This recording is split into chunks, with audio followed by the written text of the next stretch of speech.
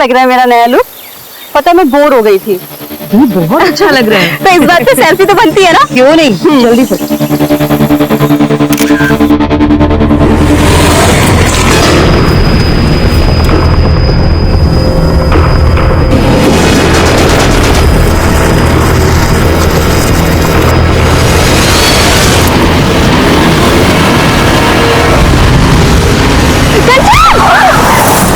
साले अंधे, तुझे दिखाई नहीं देता क्या? उठो कंचन, तू ठीक है ना? छोड़ो दी। पता नहीं आजकल के ड्राइवर कौन दे देता है इनको ड्राइविंग लाइसेंस। अभी भी जो आपने देखा वो किसी के साथ भी हो सकता है। नमस्कार, मैं सीनियर इंस्पेक्टर विवेक शर्मा और स्वागत है आपका क्राइम पेट्रोल दस्तक में। हमारे साथ ऐसे तरह तरह के एक्सीडेंट्स होते रहते हैं। रोज ऐसी कितनी खबरें आती हैं, लेकिन क्या यह महज एक्सीडेंट था? यह भी तो हो सकता है कि ये कोई हादसा ना होकर कोई सोची समझी साजिश हो या फिर आने वाले अपराध की दस्तक।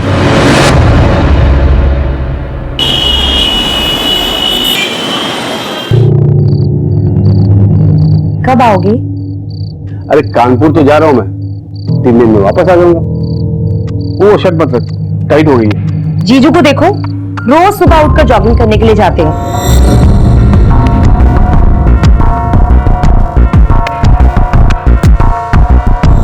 तू और तेरे जीजू, जब तक तू उसका नाम नहीं लेती ना सुबह से, तेरा खाना नहीं बचता, दिन नहीं गुजरता तेरा। मेरे जीजू है ही वर्ल्ड के बेस्ट जीजू।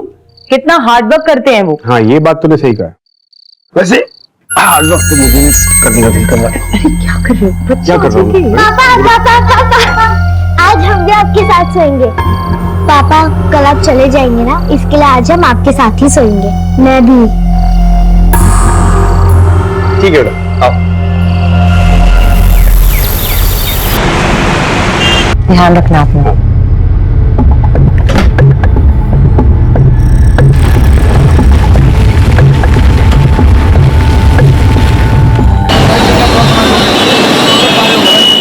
टेस्टी है ना गोलगप्पे? तुम्हारे साथ सब टेस्ट लगता है। चलो मैं पे करके आती हूँ। भैया 2 प्लेट के कितने हुए? Thank you. मम्मी उधर देखो, मौसा जी की कार।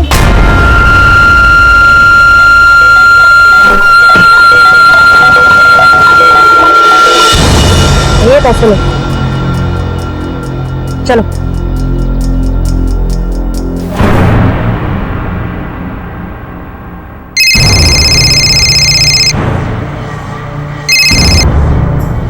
हाँ सुनीता, बोल। कंचन, हम लोग सनशाइन कैफे में बैठे हैं, जल्दी आ जा। चल ठीक है, मैं आती हूँ।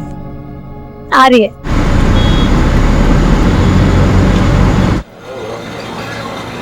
हाय। हाय, कैसी हो? तो क्या गॉसिप हो रही है यहाँ? किसी किसी की लाइफ में कितना स्पाइस होता है, हनीमून पीरियड खत्म ही नहीं होता है। किसका हनीमून पीरियड नहीं खत्म हो रहा है? वो देखना कपल तेरे पीछे।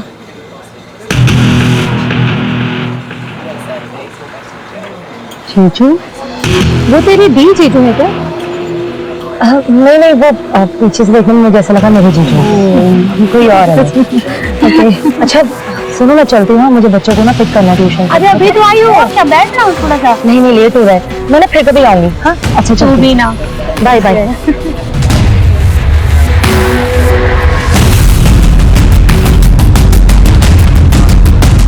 Excuse me.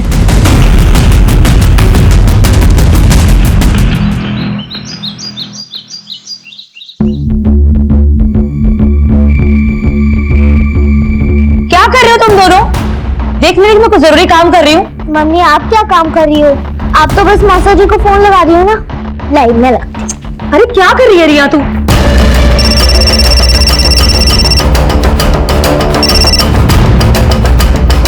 हेलो साली साहिबा।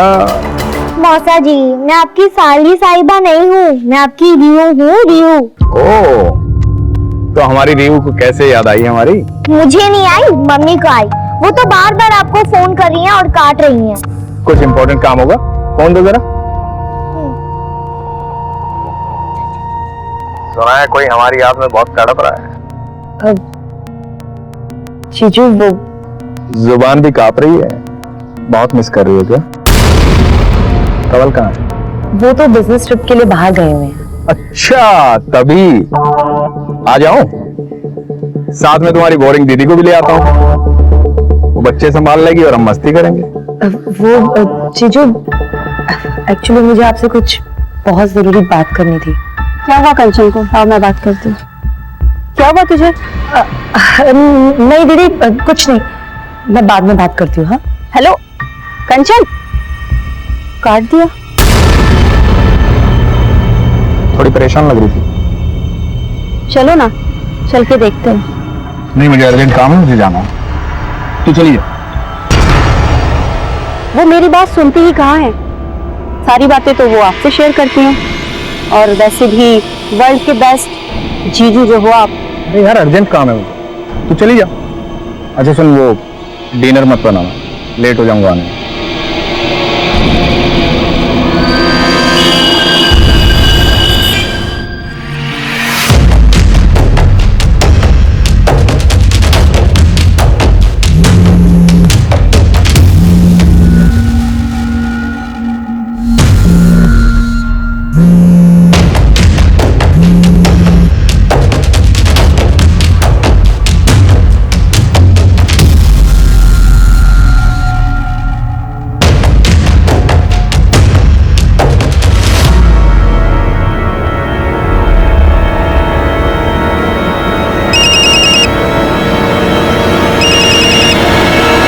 जीजू, इतनी रात को भी जीजू की याद आ रही है तुम्हें? हाँ, अब जीजू का नाम लेके इतना भी मत जला।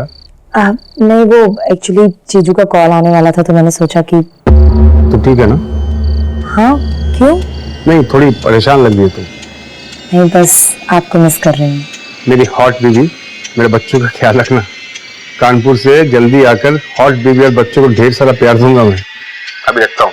Love you too, bye. Bye.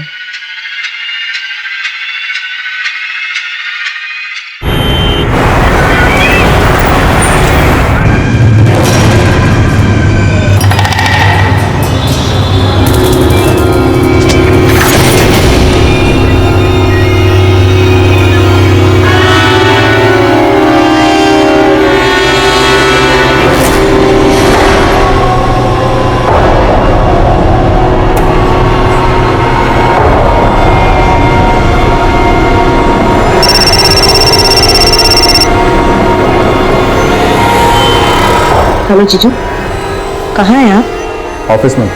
अच्छा, आप घर आ जाइए, मुझे आपसे कुछ जरूरी बात करनी है। बच्चे कहाँ हैं? बच्चे ट्यूशन गए हुए हैं। बाय।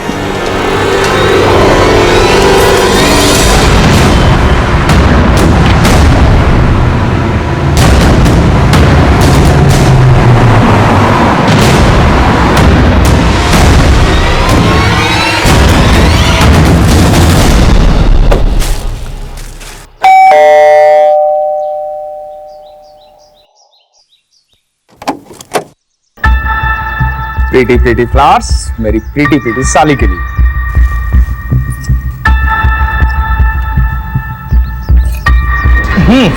बोल। मैं चाय बना के लाती। अरे तुम्हारे हाथ की अदरक की चाय? सुनना, मैं हेल्प करता हूं। भाई, मेरी साली और उसके हाथ की चाय, दुनिया में इन दोनों का कोई मुकाबला नहीं है। चाय पत्ती, हाँ, चाय पत्ती, चीनी, पता है तुम्हें? वो तो तुम्हारी दीदी पहले मिल गई। तुम्हारी दीदी पहले नहीं मिलती ना, तो शादी तो मैं तुमसे करता। हाँ, मिल्क। हाँ, ये रहा मिल्क। ये लो। तो ठीक तो है ना?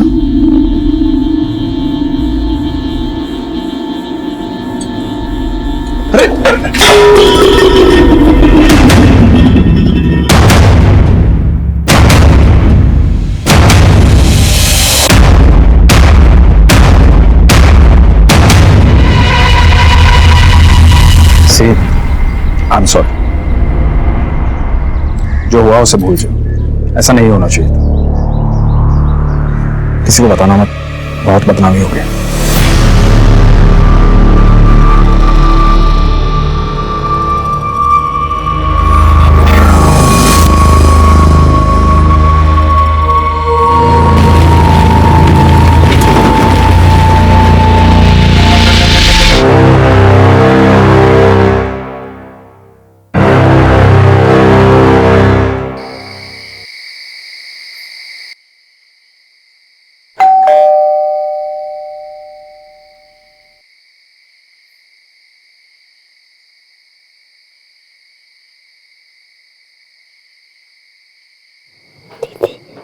दीदी लगता है डैडी आता है।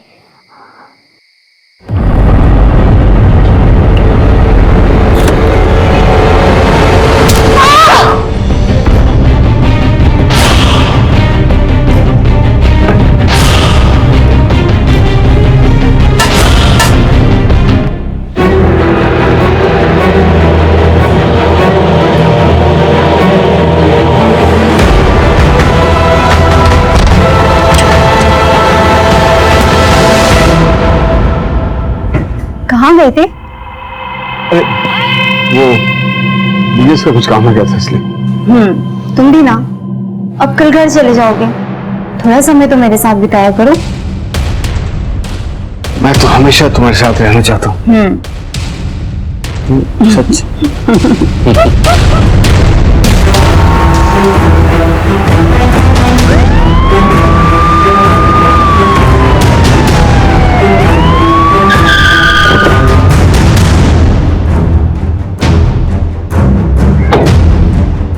सर, एक औरत और 2 बच्चों की हत्या हुई। हस्बैंड घर पे ही है।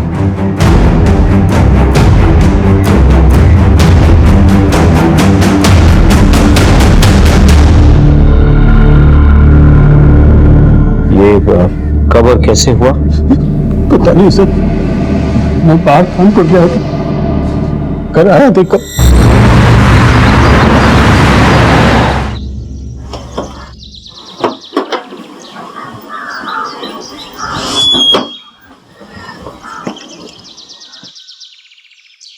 सुबह सुबह ही कहाँ चलेगी? कंचन कहाँ हो?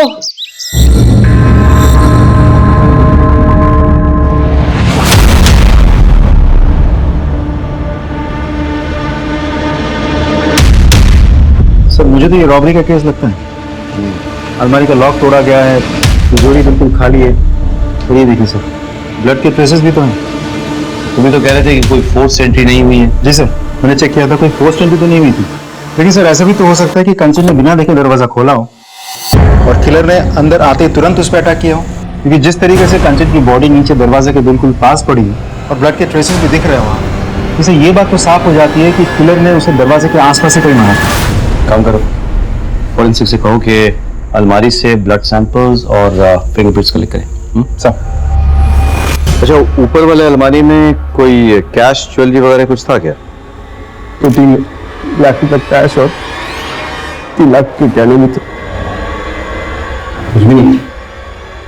ज्वेलरीज की फोटोग्राफ्स हैं आपके पास? इनसे ज्वेलरीज की फोटोग्राफ्स कलेक्ट कर लेना। हाँ, टाइम से नहीं। फॉरेंसिक के बाद तुरंत बॉडी पोस्टमार्टम के लिए भेजो। सर, मैं ये कह रहा था कि आप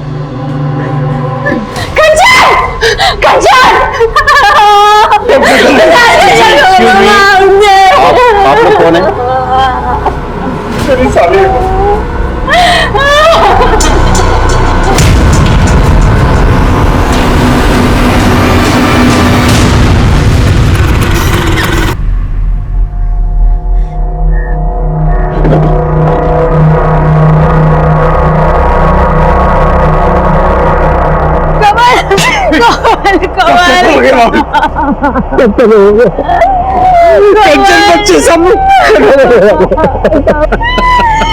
मैंने तुझसे कहा था कंचन की कुंडली में दोष है, उसे अकेला मत छोड़ना।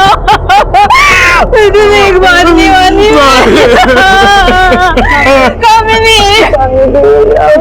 भाभी संभालिए अपने आप को।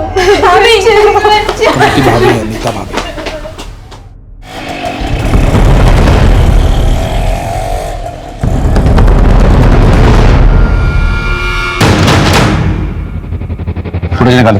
सर, कंचन को अपराध की दस्तक मिली थी पर उसने नहीं सुनी, जान गंवा बैठी और साथ ही साथ उसके 2 मासूम बच्चे भी मारे गए। इनिशियल इंक्वायरी में हमें फैमिली में कोई प्रॉब्लम नहीं दिखी। हमें लग रहा था कि यह कोई लूटपाट का केस है। ऐसे में कुछ नए एविडेंसेस हमारे हाथ आए। सर, फॉरेंसिक और पोस्टमार्टम रिपोर्ट आ गई है। तीनों के स्कल में फ्रैक्चर है सर। सर पे किसी भारी चीज से मारा गया। वैसे घर में मुझे कोई सस्पिशियस फिंगरप्रिंट नहीं मिले, लेकिन हाँ सर, ये घर के बाहर की जो फुटेज है, यहाँ मुझे कुछ सस्पिशियस लग रहा है। मैं आपको फुटेज दिखाता हूँ।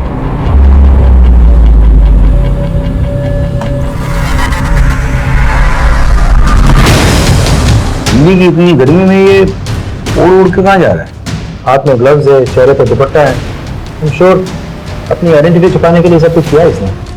साइकिल तो लेडीज वाली लगी है, लेकिन इसमें मर्द बैठा है या औरत ये नहीं पता चल रहा। ग्लव्स पहन रखा है इसीलिए फिंगरप्रिंट भी नहीं है। और ये देखिए सर, हथौड़ा, शायद इसने मर्डर इसी से किया है। और अलमारी भी इसी से तोड़ा है। बहुत प्लानिंग के साथ मर्डर और रॉबरी किया है सर इसने, मुझे तो डाउट है इतनी रात को कंचन एक अनजान आदमी के लिए दरवाजा क्यों खोलेगी? सर वो नींद में थी, ध्यान नहीं दिया, नींद से उठकर दरवाजा खोल दिया होगा। पॉसिबल है, लेकिन ये भी तो पॉसिबल है कि वो जाना पहचाना था, इसीलिए कंचन ने दरवाजा खोला और अंदर आकर उसने कंचन और उसके बच्चों की बेरहमी से हत्या कर डाली और इस कत्ल को लूट की शक्ल दे दी। पॉसिबल है सर, लेकिन ये भी तो हो सकता है कि किलर को पहले से ही पता था कि घर में कैश और ज्वेलरी रहते हैं, इसीलिए लूटपाट के इरादे से ही वो घर में घुसा, एक एक करके सबको मारा, कैश और ज्वेलरी लिया और फरार हो गया।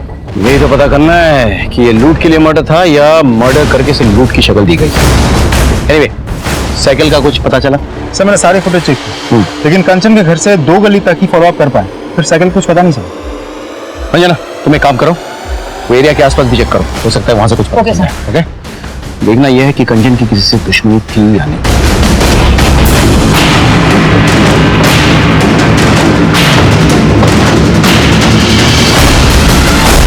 नहीं सर, कंचन की किसी से कोई दुश्मनी नहीं थी सर, उसकी तो कभी किसी से छोटी मोटी लड़ाई भी नहीं हुई सर।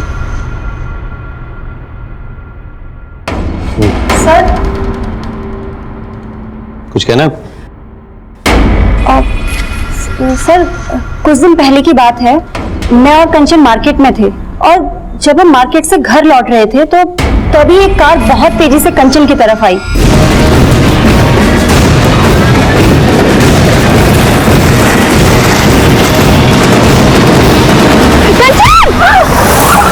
साले अंधे, तुझे दिखाई नहीं देता क्या? उठो कंचन। सर मैंने कंचन को अपनी तरफ खींच लिया, लेकिन मुझे ऐसा लगा जैसे वो कार उससे जानबूझकर टक्कर मारना चाहती थी। ये एग्जैक्टली किस एरिया में हुआ? बसंत कुंज के एरिया में। विनीत सर, वसंत कुंज एरिया के सारे सीसीटीवी चेक करो, मुझे फुटेज चाहिए। Thank you so much.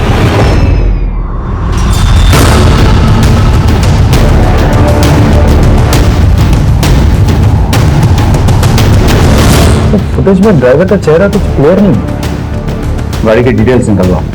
Sir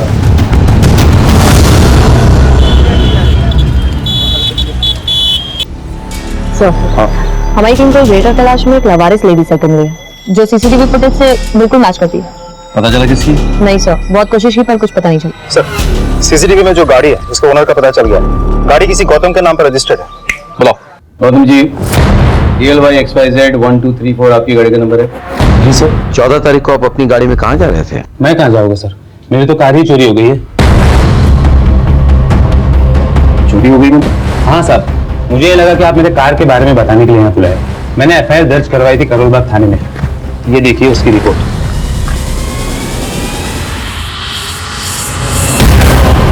11 जुलाई को मेरी कार चोरी हुई थी सर, कुछ पता चला सर? नहीं, अभी कुछ पता नहीं चला, पता चलते ही आपको खबर कर देंगे। अब जा सकते हैं। ठीक है सर। नहीं, तुम एक काम करो, कंचन के घर के बाहर जो सीसीटीवी कैमरा है प्लस आसपास के इलाके में जो भी सीसीटीवी कैमरा मिले उसके फुटेज निकलवाओ तुम 1 हफ्ता पहले की। Okay sir.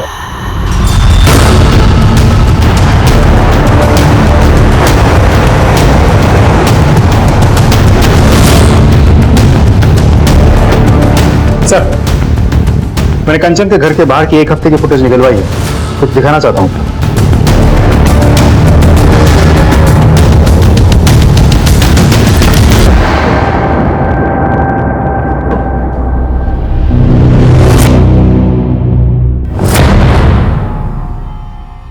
ये तो साफ है कि आप अपनी बहन और अपने पति की जासूसी कर रही थी। सवाल ये उठता है कि क्यों? आई एम सॉरी सर, मुझे थोड़ा डाउट हो गया था। क्या आपके पति का आपकी बहन के साथ चक्कर चल रहा है? सर दरअसल मेरे हस्बैंड बहुत हंसी मजाक करते हैं और कंचन से भी उनकी बहुत जमती थी।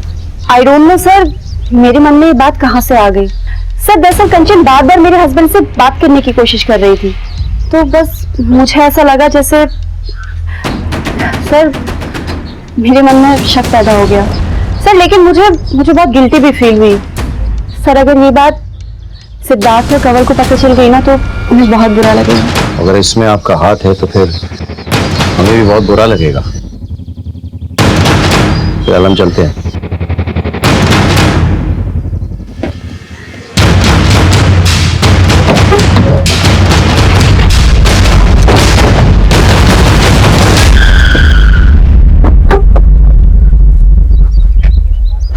हमने कामिनी पर नजर रखी, उसके कॉल रिकॉर्ड्स निकलवाए, लेकिन वो क्लीन लग रही थी। और भी कई सारे लीड्स हमारे हाथ आए, लेकिन उससे कोई फायदा नहीं हुआ। सारे रास्ते कहीं ना कहीं जाकर बंद हो रहे थे।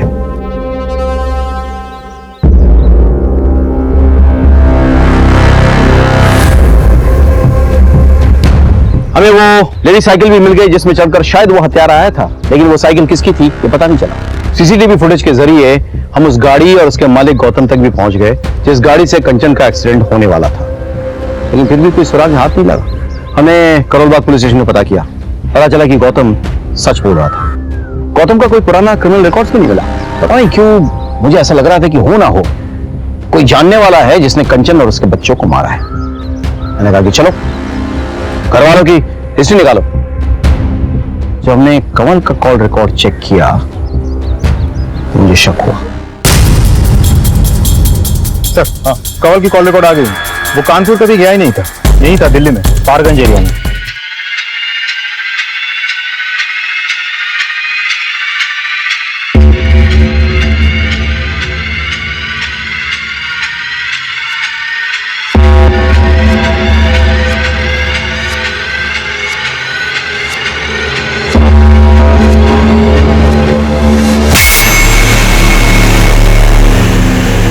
पारगंज वहां तो बहुत सारे होटल्स हैं।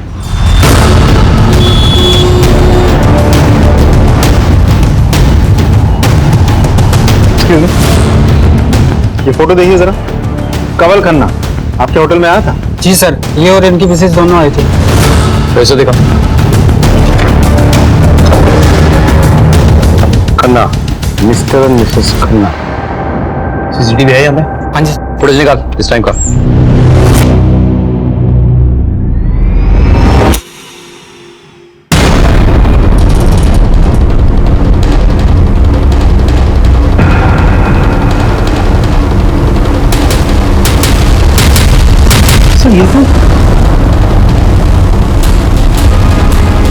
आप कानपुर में नहीं दिल्ली में थे, वो भी पहाड़गंज में एक होटल में। पहाड़गंज के होटल में आप क्या कर रहे थे?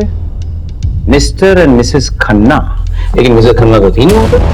ठीक है सर, वो मिसेस खन्ना मेरी भाभी है, मिसेस नीता खन्ना। अच्छा, तो अपने बीवी से झूठ बोलकर आप अपने भाभी के साथ बंद कमरे में एक होटल में क्या कर रहे थे? जबान संभाल कर बात करिए इंस्पेक्टर। आप किसी सड़क छाप इंसान से बात नहीं कर रहे हैं, आप खन्ना फैमिली से बात कर रहे हैं। नीता जी, पहली बात तो ये है कि आप फिलहाल पुलिस स्टेशन में हैं, तो जरा तमीज से पेश आइए। और दूसरी बात, कंवल जी को अगर अपनी फैमिली की इज्जत की इतनी परवाह थी तो 3 दिन तक झूठ बोलकर होटल के कमरे में आपके साथ क्या कर रहे थे? क्यों? कानून की ऐसी कौन सी किताब में लिखा है कि देवर और भाभी किसी होटल में कमरा लेकर एक साथ नहीं रह सकते? कानून की किसी किताब में ये नहीं लिखा हुआ, लेकिन ये जरूर लिखा हुआ है कि देवर और भाभी मिलकर किसी का मर्डर नहीं कर सकते हैं। हमने कंचन और बच्चों को नहीं मारा है इंस्पेक्टर साहब। देखिए सर, मैं 15 साल का था सिर्फ, तो भैया गुजर गए। भाभी ने मुझे पाल पोस कर बड़ा किया। मेरे शादी के बाद कंचन को भाभी से प्रॉब्लम्स होने लगे, क्योंकि मॉर्निंग सोच की थी और भाभी को पुरानी सोच की। दोनों में इश्यूज होने लगे। भाभी गांव चले गई। कंचन को मेरा भाभी से मिलना जुलना बिल्कुल पसंद नहीं था, लेकिन मैं अपनी जिम्मेदारी से कैसे मुंह फेर लेता सब बताइए आप। इसीलिए मैं छुपकर होटल के कमरे में जाता ताकि इनको मैं घर खर्ची के लिए कुछ पैसे दे सकूं, बस।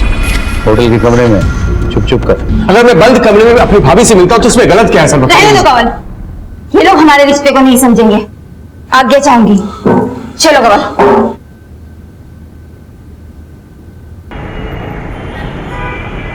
सोने की जरूरी मीटिंग है, आने में देर हो जाएगी, खाना खा लेना। आज जाना जरूरी है क्या? मुझे कुछ अच्छा नहीं लग रहा, प्लीज रुक जाओ। जाना जरूरी नहीं होता तो जाता नहीं। तो एक काम कर, कंवल और नीता भाभी के पास चली जा, उन्हें भी अच्छा लगेगा। कंवल भाई साहब भी बहुत परेशान है, एक ही रात में सब कुछ खत्म हो गया। पता नहीं कैसे मैनेज कर रहे होंगे वो। आप एक काम कीजिए, मुझे वहां छोड़ दीजिए, और रात को मुझे वहां से पिकअप कर लेना। गाड़ी निकालता हूँ तो तैयार हो जाओ। ठीक।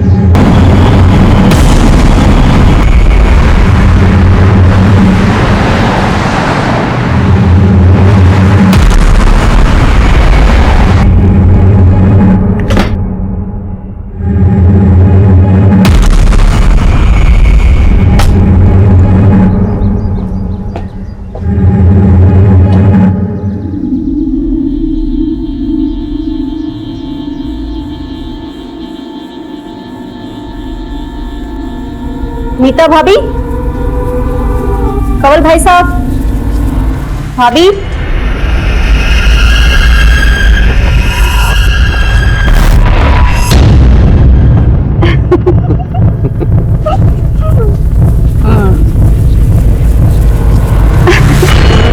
क्यों बार बार फोन कर रही थी?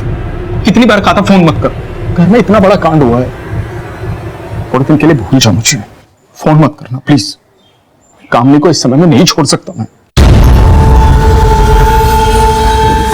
छोड़ो, ये क्या है?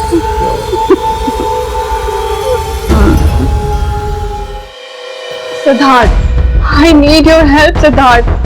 मुझे तुम्हारी जरूरत है। दीदी प्लीज समझने की कोशिश करो प्लीज। तुम समझने की कोशिश करो Siddharth. I am pregnant.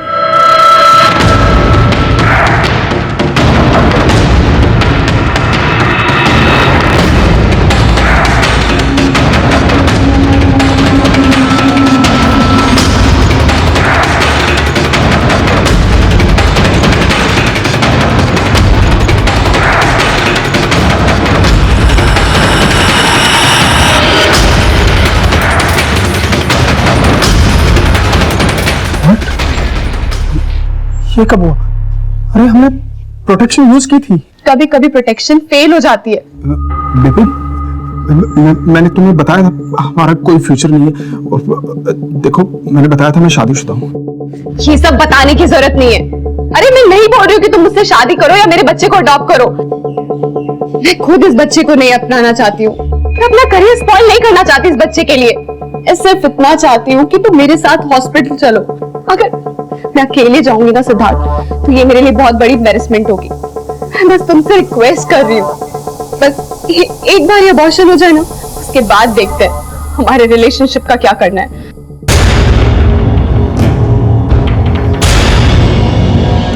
Please करो मत। मैं चलूंगा साथ में, सब ठीक हो जाएगा।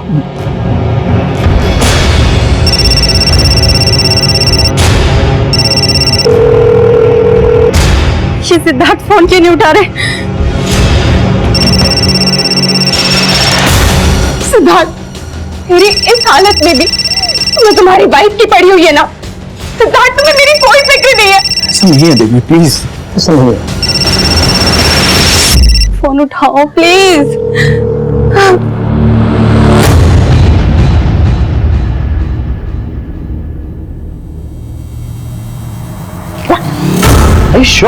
हाँ सर, कवल ने ही मारा है मेरी बहन को।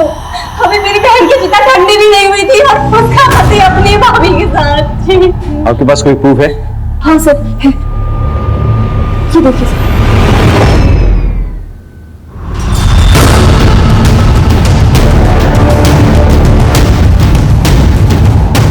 सर, मैंने कुछ नहीं किया सर।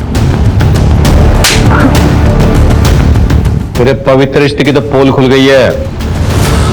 अपने बीवी बच्चों को क्यों मारा ये तू बताएगा या तेरी पूजनीय भाभी? मेरा यकीन कीजिए सर, हमने कुछ नहीं किया। कमीना है तो कमीना। क्या आती है मुझे तुझ पर? ऐसी घटिया हरकत करने के लिए तूने मेरी बहन और उसके बच्चे को मार दिया। छे सर, लेके जाइए इसे। लेके जाइए इसे। बच्चे को नहीं मारे। मैं अपने खुद के बच्चे को मारूंगा। छोड़ो मुझे। तो गलत फहमी हुई है। मेरी साली को मारा तूने? हाँ? मेरी साली को मारा तूने? अपने बच्चों को मार तूने? शर्म नहीं आई तुझे? आज साले छोड़ूंगा नहीं, छोड़ूंगा नहीं तुमको।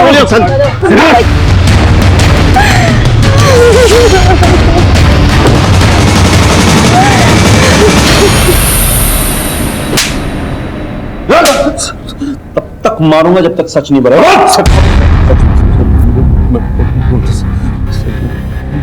मैं सच कह रहा हूँ कि मैंने कुछ नहीं किया।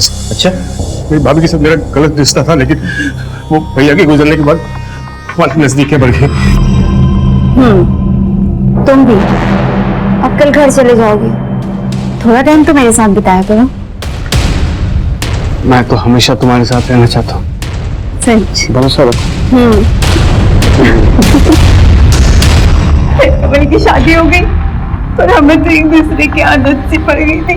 बस हमने तय किया जैसे चल रहा है वैसे चलने देंगे और हम छिप छिप के मिलने लगे थे। और तेरी बीवी को पता चल गया और तूने अपने बीवी और बच्चों को सच बोल। तो मेरी बीवी कंचन को कुछ नहीं मालूम था। कंचन को पता भी चलता तो भी मैं उसको नहीं मारता। I love her sir. ये छुप छुप कर मिलने से तंग आ गई होगी ना।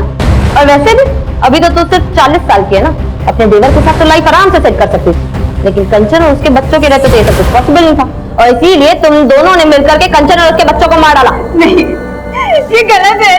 कमल अपनी पत्नी से बहुत प्यार करता था, दुनिया थी वो उसकी। कंचन एक बहुत अच्छी लड़की थी, मैं उसका घर नहीं तोड़ना चाहती थी। मुझे जो चाहिए था वो मुझे मिल रहा था, फिर मैं उसे क्यों मारूंगी? मर सकता, मर, तब तक मर जब तक सच नहीं बोलता, और उसके बाद ही मरता रहा। हमारे तमाम कोशिशों के बावजूद कमल और नीता इसी बयान पर टिके रहे कि उन्होंने ये खून नहीं किया। कमल दिल्ली में ही था और उसका अपने भाभी के साथ नाजायज संबंध भी थे, लेकिन हमारे हाथ कोई ऐसा पुख्ता सबूत नहीं लगा जिससे यह साबित हो सके कि उन्होंने ही ये मर्डर किए हैं। इसी बीच हमें एक लीड मिली और आगे बहुत सारे खबरी का फोन आया था। कंचन के घर से जो ज्वेलरी लुटे गए थे वो शाहदरा के पास एक ज्वेलरी शॉप में बेचे गए हैं। हाँ साहब, ये ज्वेलरी तो कल ही खरीदी है मैंने। चोरी का माल ही है, समझ में आया? माफ करना साहब, छोटा दुकान है अपना, छोटे मोटे लोग ही आते रहते हैं यहाँ पे। किसने भेजी थी? 2 लोग आए थे साहब, एक बाहर बाइक पे खड़ा था, एक अंदर आया था ज्वेलरी बेचने। सीसीटीवी है दुकान में? नहीं साहब, सीसीटीवी तो नहीं है। पहचान लोगे दोनों को? हाँ, एक पे तो पहचान लेंगे सर। स्केच बनवा दो सर। जय इनके सर।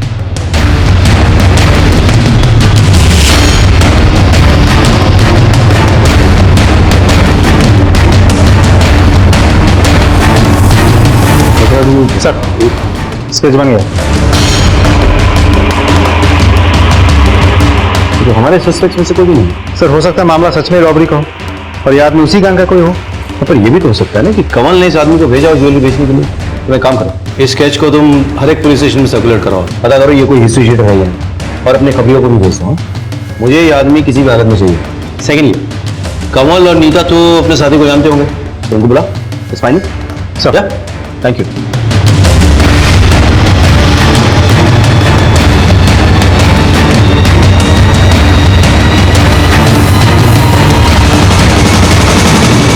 इसे पहचानते हो?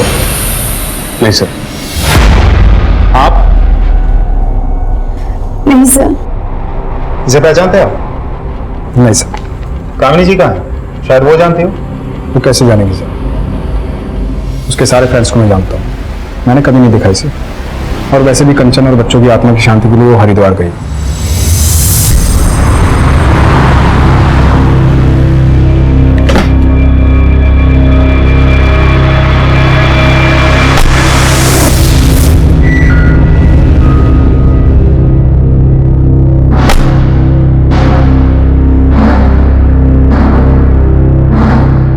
डॉक्टर, मुझे इसका ऑपरेशन करवाना है।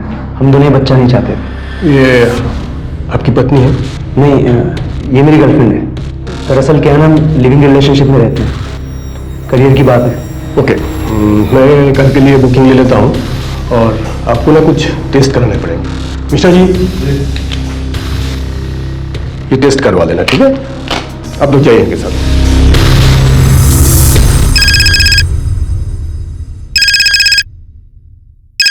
हेलो। हाँ सर, आपने जो स्केच दिया था वो लड़का आया है क्लिनिक में एक लौंडिया लेकर, अच्छा बच्चा गिराने की बात कर रहे हैं। हाँ सर, कल सुबह आएगा फिर। गुड गुड, ठीक है, थैंक यू सो मच।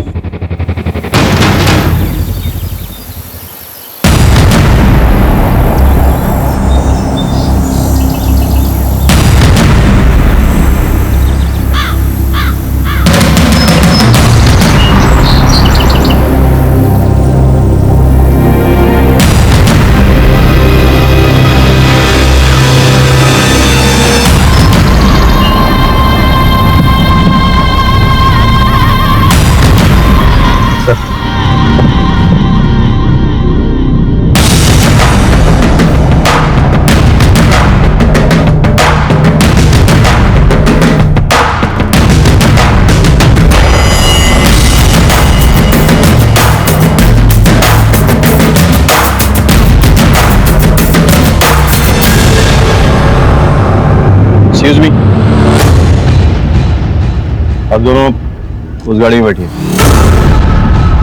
चलिए सर बात क्या है? चलिए, बाद में बताया जाएगा आपको। चलिए कामिनी जी, बताइए आपने ये क्यों किया, कैसे किया और किसके साथ मिलकर किया? सर आप ये क्या कह रहे हैं? मुझे कुछ समझ में नहीं आ रहा है। और आप हमें यहाँ लेके क्यों आए हैं? सर ये सिद्धार्थ के दोस्त की गर्लफ्रेंड है और इसे अबॉर्शन कराना था। दरअसल सिद्धार्थ का दोस्त अपने गांव गया हुआ है तो सिद्धार्थ ने मुझे बोला इसकी हेल्प करने के लिए। सर मेरा कोई अपना बच्चा नहीं है तो बस मेरे मन में थोड़ा सा लालच आ गया था और मैंने रति को बोला कि वो इस बच्चे को रहने दे और सर वो इस बात के लिए राजी हो गई। नहीं डॉक्टर, हमें बच्चा चाहते हैं। ये तो अच्छी बात है, गुड डिसीजन। तो आप इनके बॉयफ्रेंड को जानती हैं? क्यों, अभी भी तो आपने कहा कि वो आपके पति का बहुत अच्छा दोस्त है। हाँ सर, वैसे तो नहीं जानती हूँ, बस उसका नाम जानती हूँ, रवि। इसे पहचानती हैं? हाँ सर, यही है रवि। सर रवि गौतम और मेरे पति बहुत अच्छे दोस्त हैं। 11 जुलाई को मेरी कार चोरी हुई थी सर। लगता है ये गौतम वही है जिसके कार से एक्सीडेंट हुआ था। गौतम तो कामिनी जी, क्या आप जानती हैं जिस शख्स की गर्लफ्रेंड को आप हेल्प करने की कोशिश कर रही हैं उसका शायद डायरेक्ट ताल्लुक आपकी बहन के मर्डर से है। क्या? या जो गहने आपके बहन के घर से गायब हुए थे ना, उनको रवि ने बेचा है। तो कहाँ है तुम्हारा बॉयफ्रेंड? सर रवि मेरा बॉयफ्रेंड नहीं है। तो फिर कौन है वो हॉस्पिटल क्यों गया था? बच्चा किसका है ये? बोलना। बच्चा किसका है? सिद्धार्थ। क्या बकवास कर रही हो तुम? बकवास नहीं, मैं सच बोल रही हूँ। सिद्धार्थ ने मुझे बोला था कि वो मेरे साथ हॉस्पिटल नहीं जा पाएंगे, वो अपने किसी दोस्त को भेजेंगे और उन्होंने मुझे रवि से इंट्रोड्यूस कराया। मैं रवि के साथ क्लिनिक गई। देखा आपने कामिनी जी, इस आदमी ने आपके साथ विश्वासघात किया। अब उसी के नाजायज औलाद को अपना नाम देने की कोशिश कर रही थी। अब उसे कोई नहीं बचा सकता।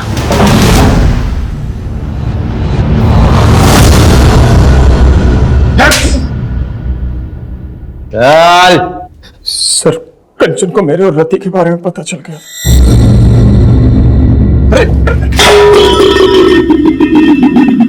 हाथ मत लगाइए मुझे। मैं आपको क्या समझती थी और आप क्या निकले? क्या हुआ? क्या बोल रही है तू? आप मेरी दी को चीट कर रहे हो और बोल रहे हो क्या हुआ? मैंने खुद अपनी आंखों से आपको उस लड़के के साथ देखा है। यहाँ पर मैं सारा दिन आपके नाम की माला जपते नहीं थकती कि मेरे जीजू वर्ल्ड के बेस्ट जीजू हैं और आप एक घटिया इंसान निकले। शर्म आती है मुझे आपको जीजू कहते हुए भी। सॉरी कंचन, माफ कर दो मुझे। तुम्हें पता है ना मैं तुम्हारी दीदी से कितना प्यार करता हूँ। तो वो लड़की तो ऐसे ही है, कभी नहीं मिलूंगा उससे, प्रॉमिस। प्लीज दीदी को मत बताना तुम्हारी। और मैं आपको लास्ट वार्निंग दे रही हूँ, अगर मैंने दोबारा आपको उस लड़की के साथ देखा ना तो मैं पुलिस में कंप्लेन कर दूंगी। मैंने उसे समझाया था किसी को कुछ मत बताना, और वो अपनी बहन को बहुत प्यार करती थी। मुझे लगा कभी ना कभी उसे कुछ कह देगी। मैंने सोचा मैं उसे मार देता। फिर मैंने गौतम की हेल्प ली और गौतम ने अपनी गाड़ी चोरी होने की झूठी रिपोर्ट लिखी।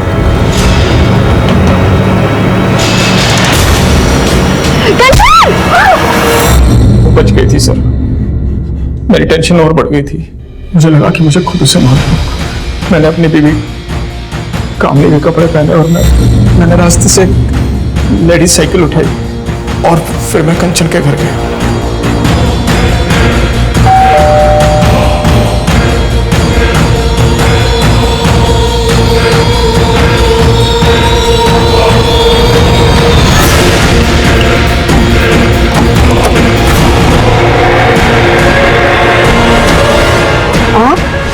उसके बाद मैं ऊपर गया और मैंने ज्वेलरी लूट ली ताकि लूट का मामला लगे।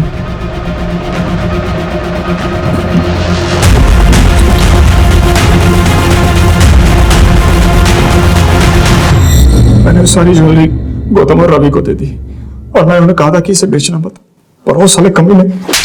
वो कमीना है? कमीना तूने उस औरत को मारा जो तुझे इतना मानती थी, इतना भरोसा करती थी, और सिर्फ उस औरत को नहीं, तूने उसके 2 मासूम बच्चों को मार डाला। तुझे तो जो सजा मिले वो भी कम है। मेरे जैसे लोगों के कारण अपनों पर से भरोसा उठ जाता है। विश्वासघात बाहर से नहीं आते हैं, तेरे जैसे घर में पैदा होते हैं।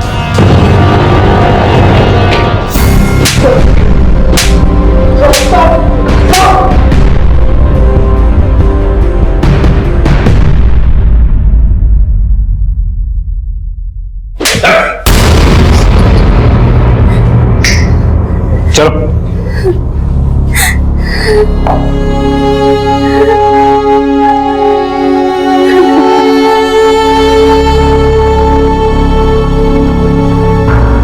कंचन को अपराध से पहले बार बार दस्तक मिली। उसने गोलगप्पे वाले के पास सिद्धार्थ की गाड़ी में रति को देखा, दोनों को कैफे में रोमांस करते देखा, झंडे वाले मेट्रो स्टेशन में भी उसने दोनों को देखा। लेकिन वो इस दस्तक को समझ नहीं पाई। वो ये नहीं समझ पाई कि जो आदमी अपनी पत्नी को धोखा दे सकता है वो किसी भी हद तक गिर सकता है। लेकिन उसने इस बात का जिक्र अपने दीदी से नहीं किया, क्योंकि वो अपने दीदी के घर में दरार नहीं पैदा करना चाहती थी। वो तो इस दस्तक को भी नहीं पहचान पाई कि उसकी दीदी कामिनी के मन में उसकी और जीजाजी को लेकर शक पैदा हो गया था। यहां तक कि कामिनी ने भी एक दस्तक को नजरअंदाज किया। जब गौतम की गाड़ी ने कंचन को टक्कर मारने की कोशिश की तब कामिनी को ऐसा लगा कि ये ड्राइवर जानबूझकर कर रहा था, लेकिन उसने इस बात को सीरियस नहीं लिया। वो अपने प्रॉब्लम्स में इतनी उलझी हुई थी कि उसने इस दस्तक को सुनकर भी अनसुना कर दिया। अगर उस वक्त कामिनी पुलिस स्टेशन चली गई होती तो शायद आज कंचन जिंदा होती और साथ में उसके बच्चे भी। देखते हैं हमारे आज के एपिसोड की दूसरी कहानी।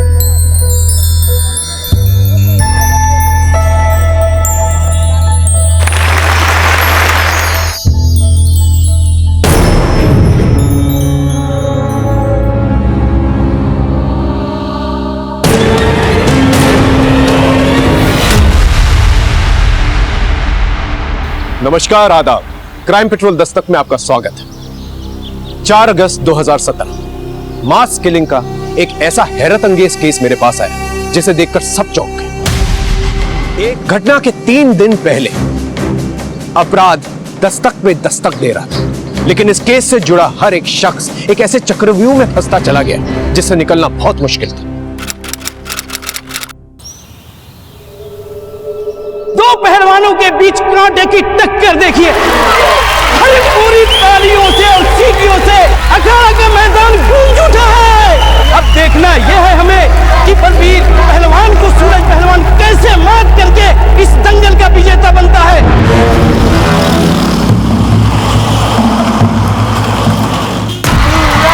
ये देखिए सूरज पहलवान बलबीर पहलवान पर हावी होते हुए।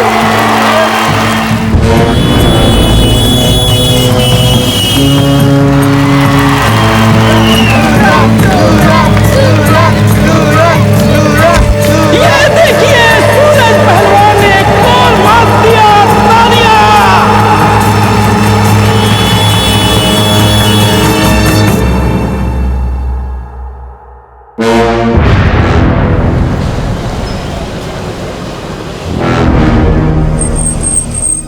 ये क्या गुप्ता जी, ये कौन सा धमाल की है? हमारे मंच पर शिवप्रकाश मिश्रा को बुला दिए। अरे पूरनमल जी, हम नहीं बुलाए हैं, ये तो खुदे आ गए।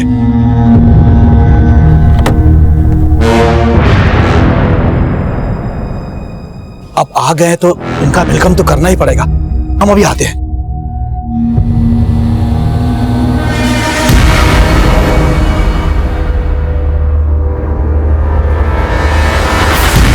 प्रणाम। प्रणाम भैया जी। प्रणाम। आप यहाँ आकर सबको चौंका दिए भैया जी।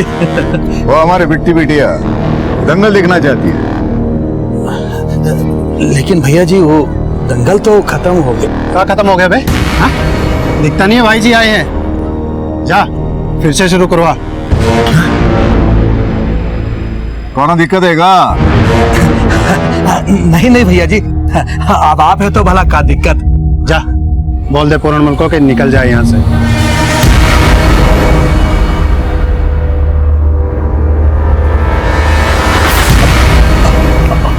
पूरनमल जी देखिए, बहुत ही बड़ा धर्म संकट आन पड़ा है। देखिए हम आ जाएंगे रात को आपके घर, हमको भिगा भिगा के मारिएगा, पर कृपया अभी आप लौट जाइए। आइए भैया, आइए भैया जी, आइए आइए आइए आइए।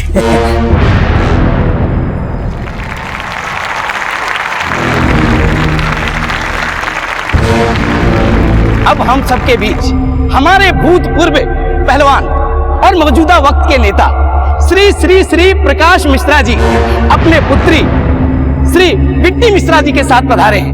इनके आने के उपलक्ष्य में पिछले राउंड का कुश्ती कैंसल, ये मुकाबला फिर से शुरू होगा। अरे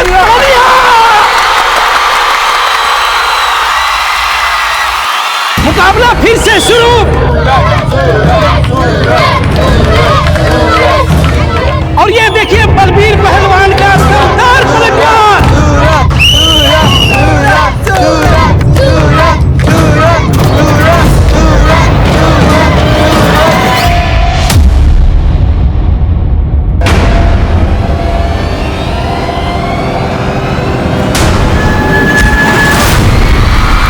सूरज पहलवान ढेर और बलबीर पहलवान की जीत।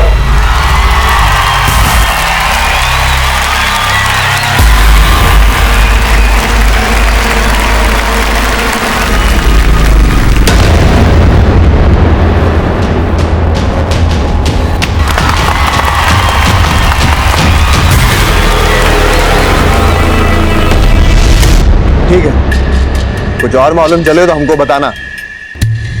ज्योति बेटा, तुम्हारे पापा जैसे भी हो, लेकिन लड़का अच्छा ढूंढे हैं तुम्हारे लिए, और त्रिपाठी जी का खानदान भी अच्छा है। हम सोचे कि बात आगे बढ़ाएं। अम्मा, कुछ आगे बढ़ने वाला नहीं है। आपके पूज्य पति श्री प्रकाश मिश्रा जी अपने गंदे खून को बिटिया बिटिया करने लगे। बिट्टी को दंगल दिखाने लेकर गए थे। जानते हैं सर, बार बार बोलकर काहे फुकाते होंगे। हमसे तो ये सब बर्दाश्त ही नहीं होता है, और हमको ये समझ में नहीं आता कि आप काहे मौन धारण किए बैठी हो। अरे जब भैंसे ही पानी में हो तो बार बार बीन बजाने का क्या फायदा। ना हम तुम्हारे पापा को छोड़ सकते हैं, और ना तुम्हारे पापा उस दमयंती उसकी बेटी को। अब बोलो, कौन सा अगरबत्ती जलाए कि दोनों मक्खियां बीन बनाना छोड़ दे। काहे की अगरबत्ती अम्मा, हमारा बस चले ना तो हम तो सबको आग लगा दें।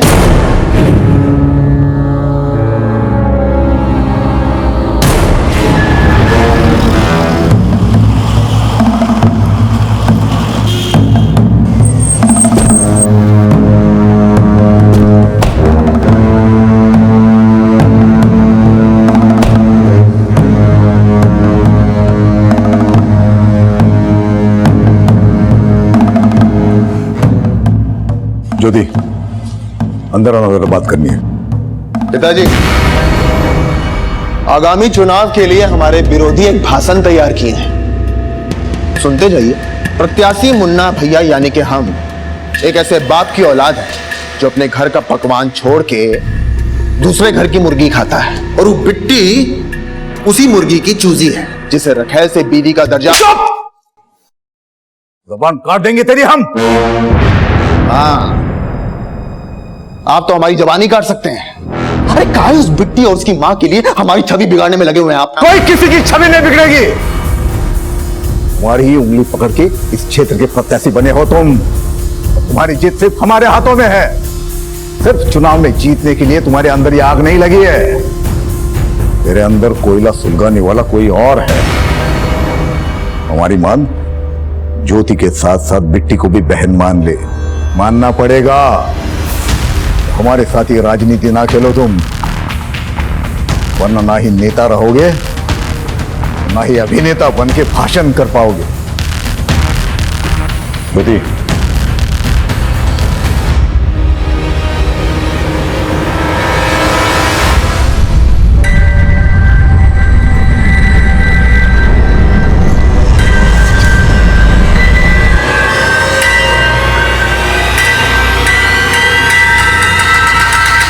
पहलवान पस्त है, पर तुमको लगता बड़ा मस्त है। पहलवान जब रूठ जाता है ना, और भी गदर मचाता है। पर वो इतना ठंडा क्यों है? सुना है हमेशा मर्द की जीत के पीछे औरत का हाथ होता है, लेकिन हमारी वाली अलग ही है। तुम्हारी वजह से हार गया मैं आज। हम तो खुद आए थे तुम्हारी जीत का जश्न देखने। हमने सोचा था पापा तुम्हें जीता देखेंगे ना तो आसानी से तुझे हमारे गले का हार बना देंगे। पर तू टेंशन मत ले, दामाद तो तू ही बनेगा उनका।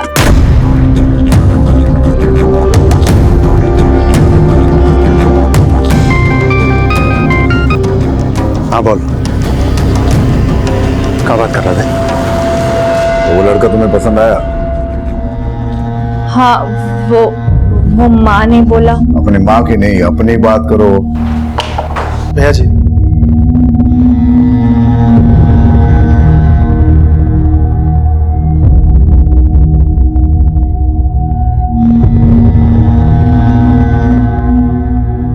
भैया जी वो बिट्टी सूरज पहलवान के साथ है।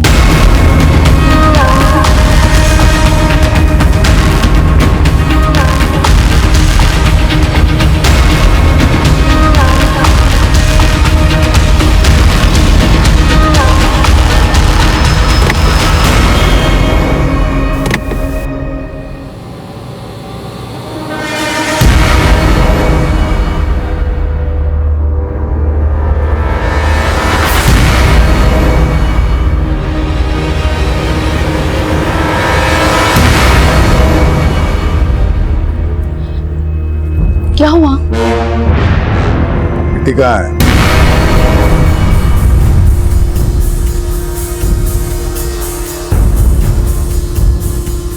अरे हाँ हाँ त्रिपाठी जी, आप तैयारी तो शुरू कर दीजिए। त्रिपाठी जी के बेटे योगेश के साथ बिट्टी की शादी तय हो चुकी है। 3 दिन बाद शादी है, न सगाई होगी न तिलक होगा। इन 3 दिनों में तुमको जो भी तैयारियां करनी है कर लो। जी पापा,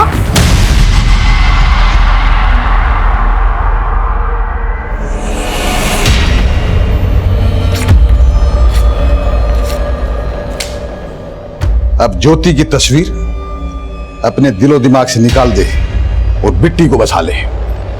3 दिन बाद में शादी है, तैयारी शुरू कर दो। 3 दिन में? अरे 3 दिन में ये सब कैसे होगा? माँ जी, सोने की चिड़िया पिंजरे फंसी है। 3 दिन बाद क्या, 3 घंटे बाद भी शादी हो ना तो कर लेनी चाहिए। क्यों बाबूजी, कपड़े सारे रेडीमेड खरीद लेंगे और घोड़ी बाजे वाले को दुगना दाम भी दिया ना तो भी फायदा है अपना।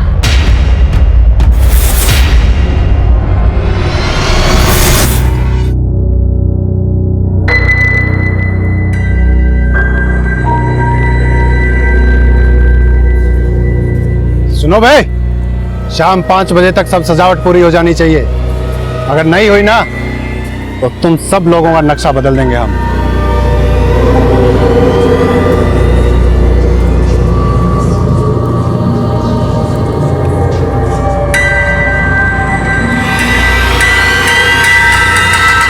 अम्मा वो हमारे जख्म पे नमक मिर्ची छिड़क रहे हैं। ज्योति का दिल तोड़ के हमारे घर से वो बिट्टी का ब्याह हो रहा है।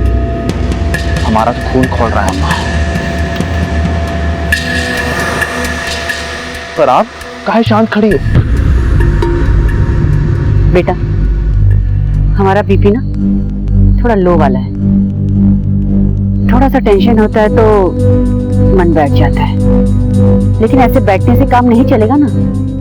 बिट्टी का शादी है, बेटी तो बेटी होता है ना, चाहे वो सौत का ही क्यों ना हो। हर्ष तो निभाना ही पड़ेगा। ज्योति, जा कपड़े बदल ले। जी। और मुन्ना तू भी, तुम्हारी बिट्टी बहन का शादी है, विदाई तो करना ही पड़ेगा ना।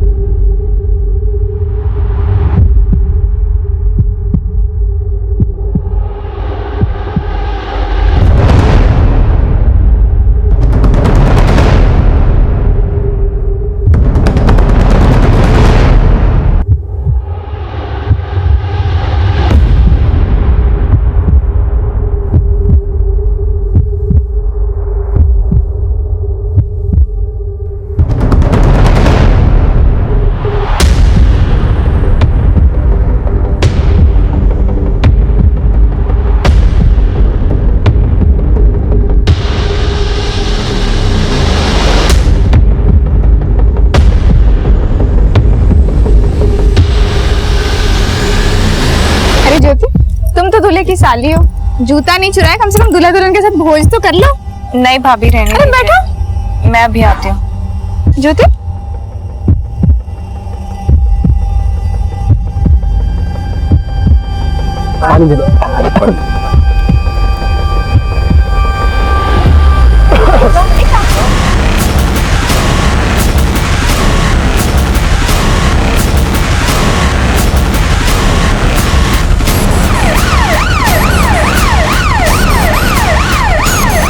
डॉक्टर साहब बहुत सारे पेशेंट्स हैं, 4 एम्बुलेंस पीछे और आ रही है। जल्दी से इमरजेंसी स्टाफ को बुला।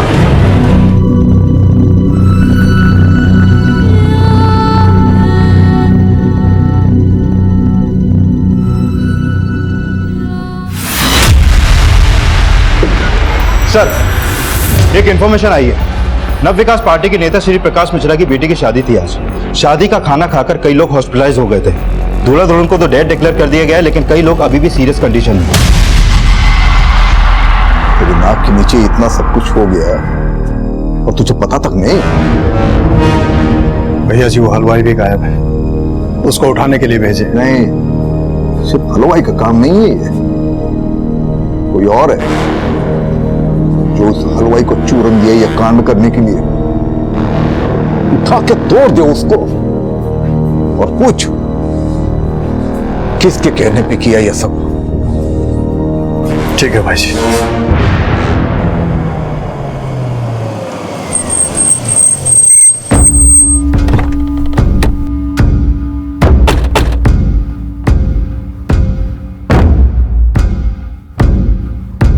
सर, पहले मुझे लगा कि शायद ये फूड पॉइजनिंग का केस है, लेकिन 80 से ज्यादा लोग यहाँ पर हॉस्पिटल में एक एक करके भर्ती हो गए जो शादी का खाना खा के बेहोश हुए हैं। पॉसिबिलिटी खाने में जहर मिला।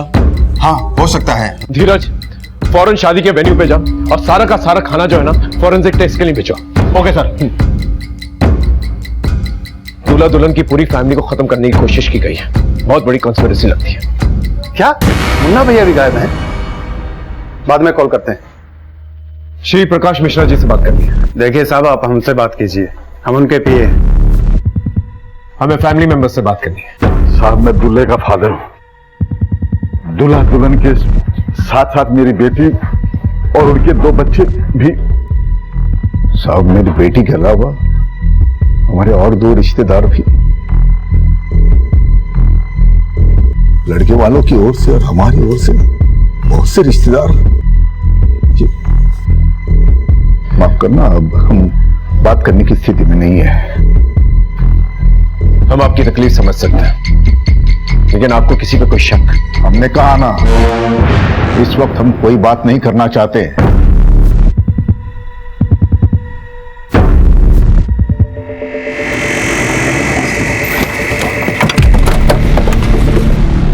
यादव, बात देखो। सर,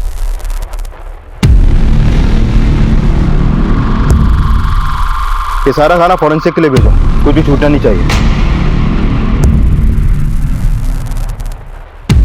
सर, यहाँ पे सभी लोग हलवाई को ब्लेम कर रहे हैं। जैसे ही लोग बेहोश होना स्टार्ट हुए, हलवाई और उसके कारीगर यहाँ से भाग गए। अंदर चेक कर दो।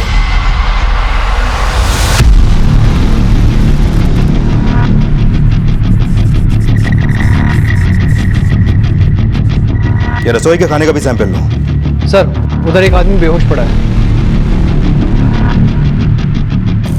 ये देखिए सर। पीछे।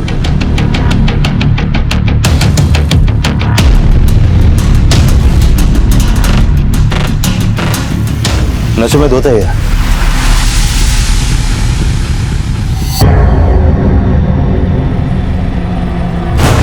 ये है कौन? मुन्ना।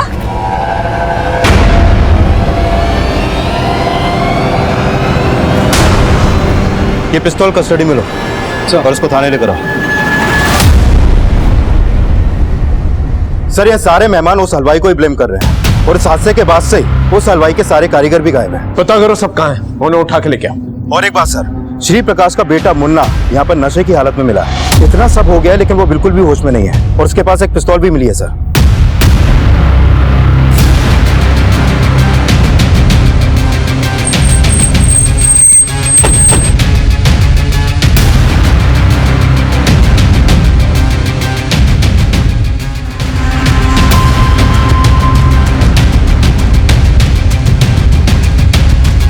जिनकी मौत हुई है उनकी बॉडी पोस्टमार्टम के लिए भेज दो।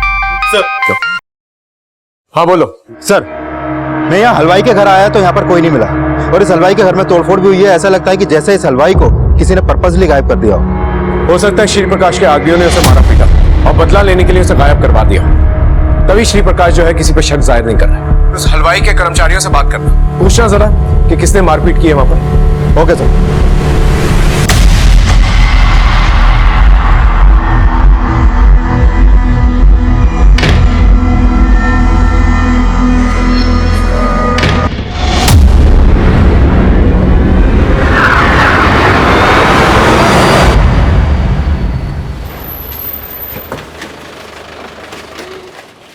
सर, उस हलवाई गिरधारी के एक कारीगर का पता चला था, हमने उसे उठा लिया है।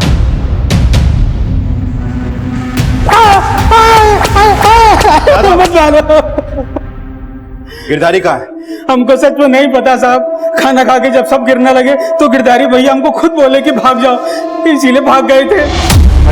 आपको खाने में कुछ गड़बड़ लग रही है, सब उल्टियां करने निकला यहाँ से। क्या करना, भाग जल्दी भाग, निकाल। खाने में जहर गिरधारी नहीं मिलाया था ना? हमको नहीं पता साहब। तुम लोगों ने खाना बनाया और तुमको नहीं मालूम? बनाया था साहब, भरोसा नहीं था। बीच में किसी ने कुछ कर दिया तो हमको क्या पता साहब। किसी और ने नहीं, गिरधारी नहीं किया है, और तुम लोग उसके साथ मिले हुए हो, और अब गिरधारी फरार है। बोल, गिरधारी का है? हमको नहीं पता साहब। नहीं मालूम? नहीं पता। तोड़ो से। नहीं साहब, हमको नहीं पता साहब, नहीं पता साहब। हमको कोई भी बहाना नहीं चाहिए, परिणाम चाहिए। कोई मरता है तो मरे, हमें उसका नाम चाहिए जिसने हलवाई से कांड करवाया। भाईजी, हम लगे हुए हैं, पर आपको एक बात बोलनी थी। मुन्ना भैया को पुलिस थाने ले गई है। तुम लोगों का हिम्मत कैसे हुआ हमको यहाँ लाने का? होश में तो हम तुम सबको लेकर आएंगे इंस्पेक्टर। काहे लेकर आए हो हमको यहाँ? उस पिस्तौल का लाइसेंस है हमारे पास। पता चला, लेकिन नशे की हालत में इतने थुत पड़े थे तुम कि क्लैरिफाई नहीं कर पाए। अब खुद आ गए हो तो डाउट क्लियर कर दो। शादी के खाने में जहर किसने मिलाया? जहर? कौन सा जहर? 80 से ज्यादा लोग बीमार पड़ गए वो खाना खा के। 7 लोग मर गए, जिसमें से आपकी बहन बिट्टी भी थी। अरे किसने बोल दिया आपको कि बिट्टी हमारी बहन थी? हाँ? बाप की रखेल के पेट से जन्म लेने वाली बहन नहीं कहलाती है। तभी उसकी शादी में नशे में धुत पड़े थे। तो तुम ही ने हलवाई को बोलकर जहर नहीं मिलाया? सोच समझ के बोलो इंस्पेक्टर। आने वाले चुनाव के प्रत्याशी हैं हम। अपनी दिक्कतें मत बढ़ाओ। कोई सबूत है तो बोलो। ठीक है, तो सबूत मिलने के बाद ही बात करेंगे।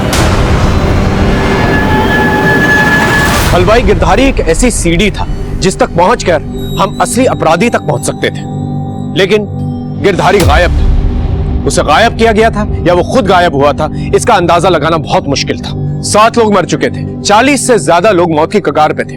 डॉक्टर सबको बचाने में लगे हुए थे। फिर फोरेंसिक रिपोर्ट आई। सर, फोरेंसिक रिपोर्ट से क्लियर हो गया कि खाने में जहर मिलाया गया था, और ज्यादा मात्रा में मिलाया गया था। मतलब ये मास किलिंग का मामला है। किसी ने जमकर जो है दुश्मनी निकाली है।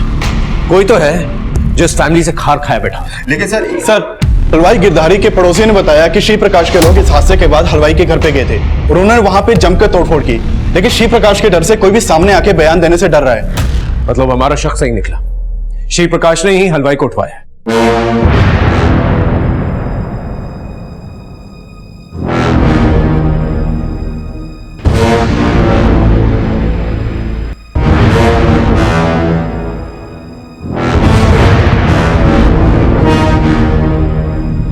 पता करो श्री प्रकाश गिरधारी को कहां पर छिपा के रख सकता है, और श्री प्रकाश के दुश्मनों को भी पता करो जो ये कांड कर सकता है। Okay sir. सर, इसमें शादी में आने वाले हर मेहमान की डिटेल्स लिखी हुई हैं। इसके अलावा बैंड वाला, डेकोरेटर्स, हेल्पर्स और शादी के वीडियोग्राफर, फोटोग्राफर को थाने बुला लिया गया है। शादी में मौजूद सभी वर्कर्स और मेहमानों से हम पूछताछ कर रहे थे। वहीं शादी में खींचे गए फोटोग्राफ्स और रिकॉर्डेड वीडियोस को हम बारीकी से स्टडी कर रहे थे, पर हलवाई गिरधारी को श्री प्रकाश मिश्रा द्वारा गायब करवाने का हमारा संदेह बरकरार है। आप तो पॉलिटिक्स में रहे, आपके कई दुश्मन होंगे, आपको किस पे शक नहीं हुआ? अच्छा हुआ ये बात आपने हमको बता दिया, वरना हमारी बुद्धि में तो कभी आया ही नहीं होगा। कि ये काम हमारा दुश्मन किया हो। हम आपकी बुद्धि पे शक नहीं कर रहे, बल्कि ये सोच के शक कर रहे हैं कि आप किसी पे उंगली नहीं उठा रहे। अगर हमको पता चलेगा तो हम उंगली नहीं उठाएंगे, उसके पूरे खानदान को खत्म कर देंगे। उस हलवाई गिरधारी ने आपको कुछ बताया नहीं अब तक? हमें पता है, हम उसके घर गए थे। देखिए, उस हलवाई को हमारे हवाले कर दीजिए। हमारे हाथ नहीं लगा, वो भाग गया या गुस्से में उसे ऊपर पहुंचा दिया। अपने हाथ में रहना इंस्पेक्टर। अगर छानबीन करने का इतना ही शौक है तो पता करके बताओ गिरधारी कहां छुपा हुआ है।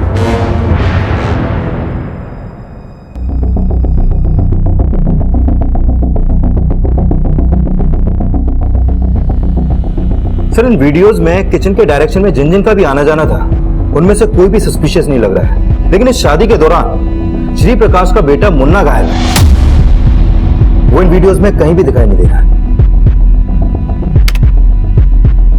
ये लड़की कौन है? सर, ये मुन्ना की बहन ज्योति है और ये प्रभा देवी। ये दोनों भाई बहन इसी प्रभा देवी के ही बच्चे हैं। और ये बिट्टी श्री प्रकाश की दूसरी बीवी दमयंती की बेटी भी है। और मुन्ना की बातों से साफ जाहिर होता है कि उसके दिल में बिट्टी और उसकी मां के खिलाफ जहर भरा था। सर, मेरी दूल्हे के घर वालों से बात हुई। उन्होंने किसी के ऊपर शक तो नहीं जताया, लेकिन उन्होंने बताया कि योगेश की शादी पहले श्री प्रकाश की बड़ी बेटी ज्योति के साथ तय हुई थी।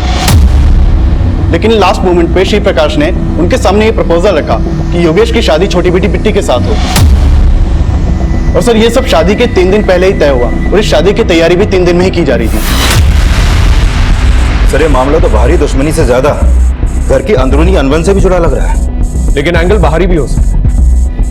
3 दिन के अंदर बड़ी बहन के बजाय छोटी बहन की शादी कर दी जाती है। कोई ना कोई वजह तो होगी।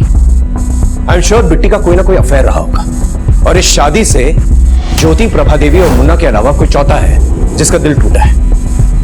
बिट्टी और उसके फैमिली के सारे कॉल रिकॉर्ड चेक करो और ज्योति से भी बात करो। Okay sir.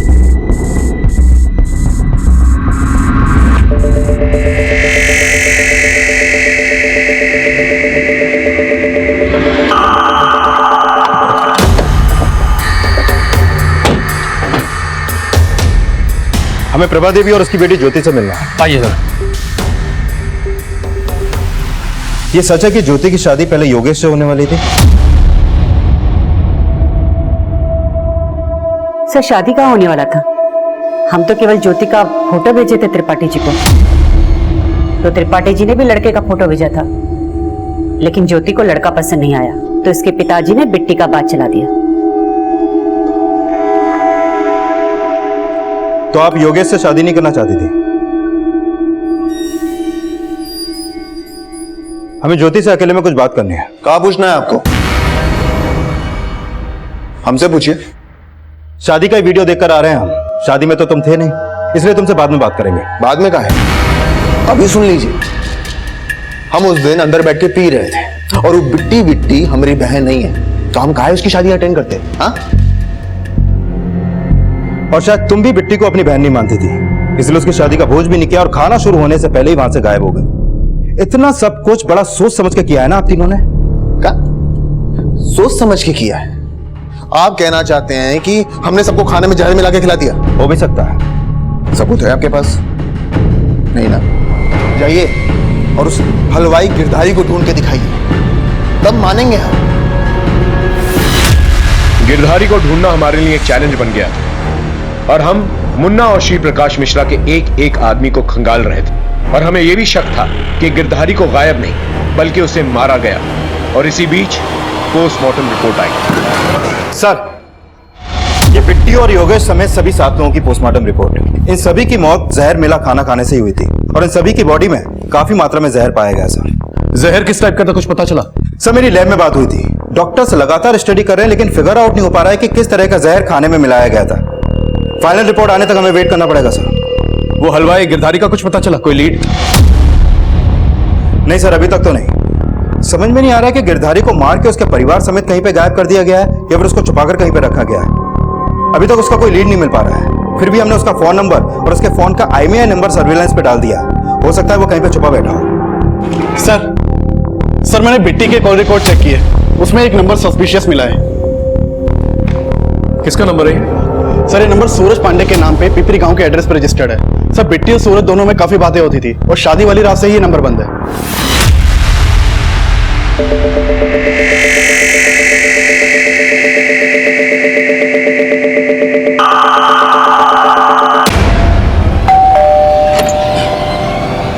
सूरज यहीं रहता है? जी साहब।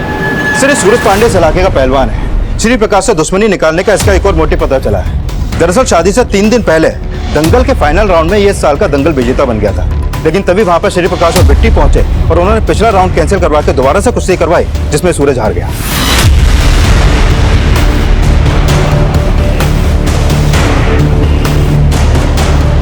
सूरज, तुमको थाने चलना होगा।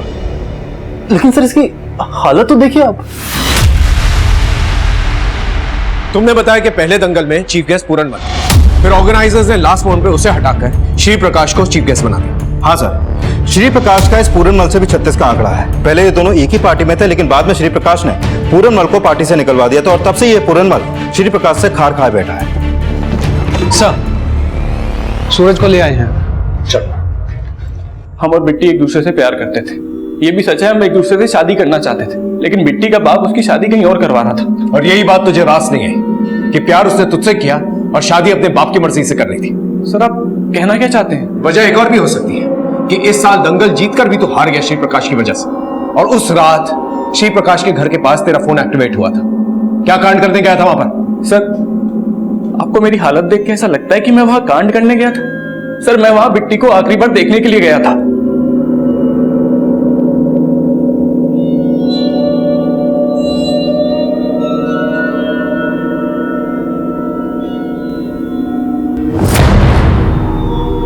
सर मैं अच्छे से जानता था कि मैं जबरदस्ती बिट्टी से शादी नहीं कर सकता। मुझे नहीं पता था कि बिट्टी के साथ इतना बुरा होगा सर। ये सब मेरी वजह से नहीं हुआ सर, ये बिट्टी के बाप की वजह से हुआ है।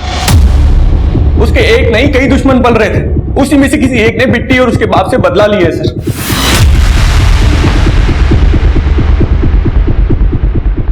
इसका कोई सबूत नहीं कि श्री प्रकाश के आदमियों ने इसे मारा हो। ये सब कुछ इसका प्लान भी हो सकता है।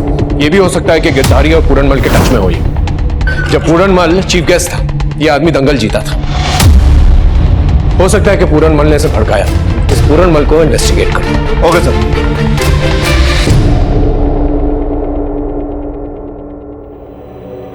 माँ, हम ये फैसला नहीं मानने वाले। हम उसे से ही शादी करेंगे जिससे हम प्यार करते हैं। बगावत करने की सोचना भी मत, नहीं तो वो तेरे साथ मुझे भी काट देंगे।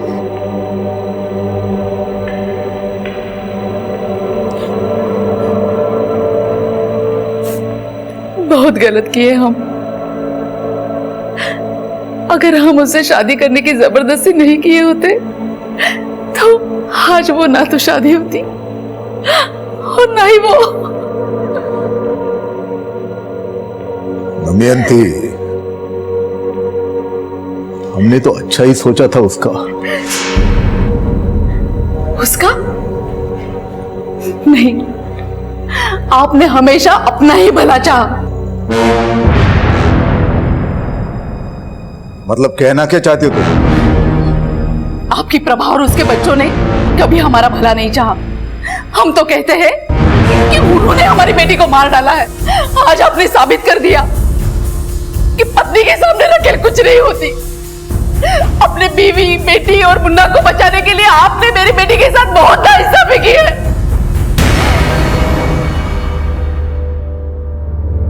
सर शादी के खाने में जो जहर मिलाया गया था, उसकी इस फॉरेंसिक रिपोर्ट के मुताबिक खाने में एक खास तरह का जहर मिलाया गया था के लिए यूज किया जाता है। ये जहर इतना पावरफुल और इतना जल्दी असर करता है कि 80 में से 7 कैजुअलिटी फिर भी कम है। कहीं और भी जाने जा सकती थी।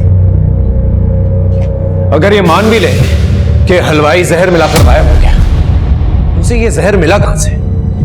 इसके सोर्स का पता करो। Okay sir. सर हमने प्रभा देवी, मुन्ना और ज्योति समेत श्री प्रकाश के हर आदमी के कॉल रिकॉर्ड चेक किए, लेकिन गिरधारी का कोई भी क्लू नहीं मिला। और सर ये पता चला है कि श्री प्रकाश के एक आदमी है सोनू, जो लगातार पूर्णमल के साथ फोन पे टच में था। श्री प्रकाश का आदमी श्री प्रकाश के दुश्मनों के टच में था। सर पूछताछ में पता चला था कि ये सोनू ही शादी के खाने का सुपरविजन कर रहा था।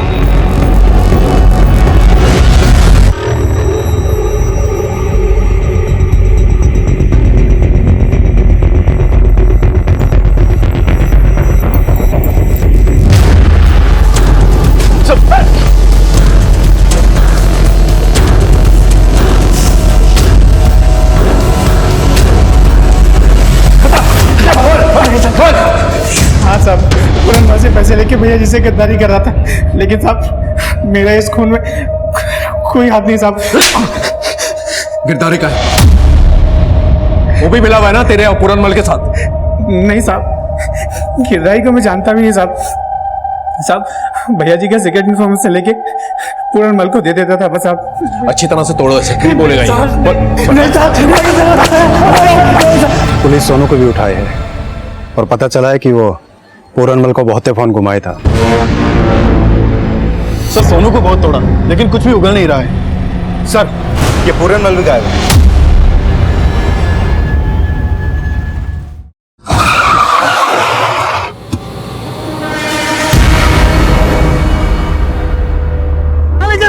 हमको कहां ले जा रहे हैं?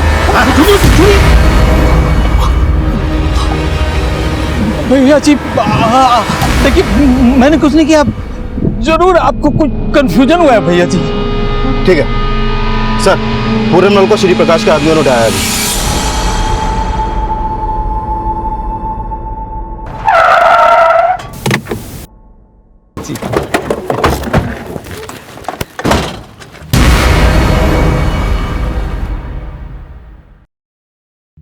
आपको अगवा करके लाया गया है यहाँ पर। अगवा?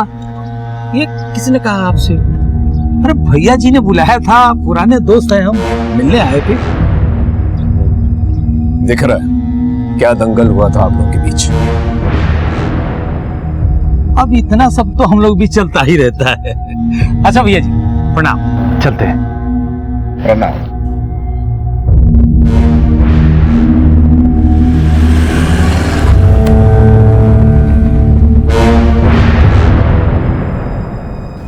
पूरनमल को हमने उठवाया, थोड़ी पूछताछ की, टटोला उसको। हमें मालूम पड़ा कि यह काम उसका नहीं है। हमारे खिलाफ कोई कंप्लेंट नहीं करेगा, डरता है हमसे। और उस सोनू को मत छोड़िएगा। आपको क्या लगता है हम आपके हिसाब से काम करेंगे? आपने आपके हिसाब से क्या कर लिया अब तक? बोलो किसने किया कांड? हमारे हिसाब से तो सारा कांड जो है आपके बेटे मुन्ना ने किया। देखिए मुन्ना हमारा बेटा है, हमारा खून है, और हमारे खून में इतना छिछोरापन नहीं तो पीठ पीछे वार करे। और मुन्ना को कुछ करना होता तो गोलियां चला दो, धमाका कर देता वो। लेकिन ये पीठ पीछे जहर मिलवाना ये उसकी फितरत नहीं है। और मुन्ना के दिल में जो जहर भरा है उसके बारे में तो पता ही होगा आपको। अगर आपका हो गया है तो आप जा सकते हो।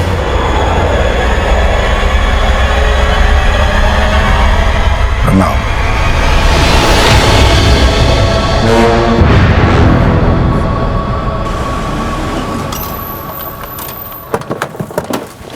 सर अब तक हम ये मान रहे थे कि यह कांड श्री प्रकाश के किसी दुश्मन ने किया होगा, लेकिन यह भी सच है कि किसी में भी इतनी हिम्मत नहीं है तो श्री प्रकाश से दुश्मनी मोल ले। क्योंकि श्री प्रकाश से पिटकर भी पूरनमल ने उसके खिलाफ कोई भी एफआईआर नहीं लिखवाई। और सोनू ने भी बताया था कि सूरज की भी पिटाई श्री प्रकाश के आदमियों ने ही करवाई थी। इसके बावजूद सूरज और उसका भाई श्री प्रकाश के खिलाफ कोई भी एफआईआर लिखवाने को तैयार नहीं है। और इसके अलावा मुन्ना, ज्योति और प्रभा के खिलाफ भी अभी तक कुछ नहीं मिला। सूरज और बिट्टी जिस तरह से एक दूसरे से प्यार करते थे, उसी तरह से योगेश का कोई जिल्टेड लवर हो सकता है जिसने ये कांड किया। लेकिन सर योगेश के कॉल रिकॉर्ड में तो ऐसा कुछ भी नहीं मिला है। अब तक हम श्री प्रकाश के दुश्मनों पे शक कर रहे हैं। हो सकता है त्रिपाठी का कोई दुश्मन हो जो ये सब कर रहा है। त्रिपाठी फैमिली के जितने भी दुश्मन हैं उनकी एक लिस्ट बनाओ, उनसे बातचीत करें। किसी के साथ चक्कर? ये आप कैसी बातें कर रहे हैं साहब? हो सकता है कि वो ये शादी अपनी मर्जी से न कर रहा हो, या ये भी हो सकता है कि उसकी जिंदगी में कोई ऐसी लड़की हो जो इस शादी से खुश ना हो। ऐसा कुछ नहीं था। आप बेकार में ही हमारे मरे हुए बेटे को बदनाम कर रहे हैं। किसी पर शक है आपको? जी फिलहाल तो हमें कोई नजर नहीं आ रहा। अपने दिमाग पर जोर डालिए और हमें बताइए अगर आपको किसी पर भी शक हो।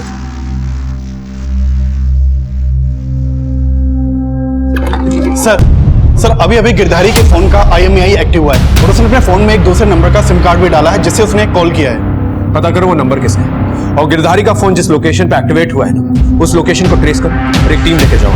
हो सकता है गिरधारी ना मिले वहां पर, सिर्फ उसका फोन मिले। ये सब कुछ हमें भटकाने के लिए भी किया जा सकता है। हमने कहीं ना कहीं ये मान लिया था कि गिरधारी को गायब ही नहीं, उसको मरवा भी दिया गया हो। लेकिन जब हमने गिरधारी का फोन का लोकेशन ट्रेस किया तो हमारा अनुमान गलत साबित हुआ। बोल। हमने खाने में जहर नहीं मिला है साहब, हमारा भरोसा करो साहब। फिर क्यों भागा था वहां से? साहब हम वहां रुकते ना तो श्री प्रकाश के आदमी हमको जान से मार देते और सारा दोष हम पर लगा देते, इसलिए हमारे डर के वहां से साथ भाग गए थे। लेकिन शादी की रात एक औरत खाने के मंडप के पास बार बार चक्कर लगा रही थी। सर, उमाशंकर त्रिपाठी के परिवार से जुड़ी कुछ बातें पता चली हैं। उमाशंकर के बड़े बेटे पंकज की बीवी संगीता दहना गांव के रहने वाली है और पता चला है कि दहना गांव में, और सर ये भी पता चला है कि शादी से एक दिन पहले संगीता का भाई मुकेश उससे मिला। साहब आप बेकार में मुझ पर शक कर रहे हैं। मैं तो शादी में भी नहीं गया था, तो खाने में जहर कैसे मिलाऊंगा? सर झूठ मत बोलो, हमें सब पता चल गया कि तेरी बहन का अपने ससुराल से रिश्ता कैसा है। बोल सच क्या है? बोल! ये कैसी बात कर रहे हो साहब? थोड़ी बहुत अनबन तो हर परिवार में होती है, हमारा कोई ऐसा झगड़ा नहीं था। ज्यादा चालाक बनने की कोशिश मत कर। तुम्हारे भाई ने हमें सब कुछ बता दिया और उस हलवाई ने भी तुम्हें पहचान लिया है। वो पंडाल के आसपास तुम्हें दिखी थी। साहब शादी की रात एक औरत खाने के मंडप के पास वहां पर चक्कर लगा रही थी। उसने तुम्हारी फोटो आइडेंटिफाई की है। अब बोलो।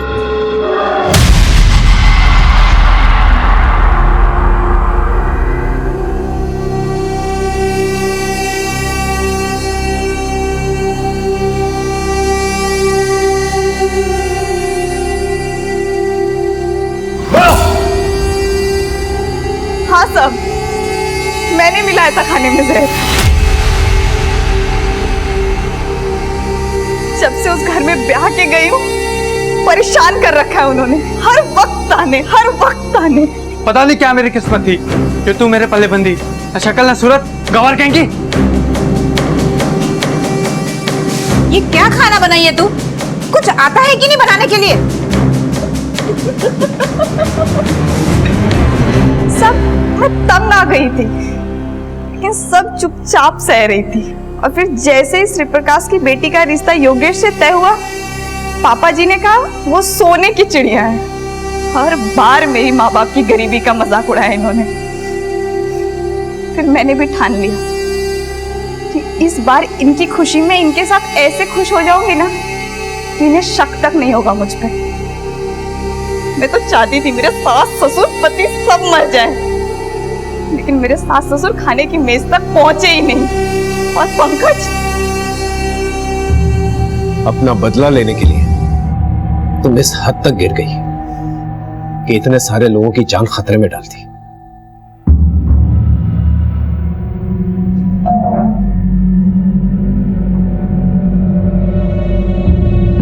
त्रिपाठी परिवार हमेशा यह समझता रहा कि संगीता का ताने सुनना उसकी कमजोरी थी, लेकिन शादी के वक्त जब संगीता ने बढ़ चढ़कर हिस्सा लिया, हंसी खुशी, ये एक ऐसी दस्तक थी जिसे त्रिपाठी परिवार भांप नहीं पाया। और फिर एक मामूली हाउसवाइफ 7 लोगों के मर्डर और 80 से ज्यादा अटेम्प्ट टू मर्डर के केस में पकड़ी गई। ये एक बहुत ही चौंका देने वाला खुलासा था।